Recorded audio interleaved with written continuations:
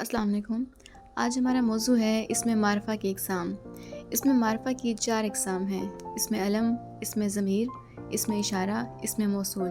اسم علم وہ اسم جو کسی خاص شخص، جگہ یا چیز کی پہچان کے لیے بولا جائے اسم علم کہلاتا ہے، جیسے علامہ اقبال، قائد اعظم، کراچی، پشاور، اسلام آباد وغیرہ۔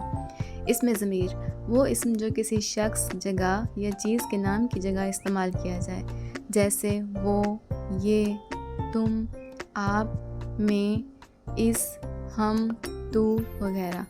اسم اشارہ وہ اسم جس سے کسی چیز کی طرف اشارہ کیا جائے، وہ اور یہ اسم اشارہ ہیں، جیسے وہ دور کے لیے اور یہ نزدیک کے لیے استعمال کیا جاتا ہے۔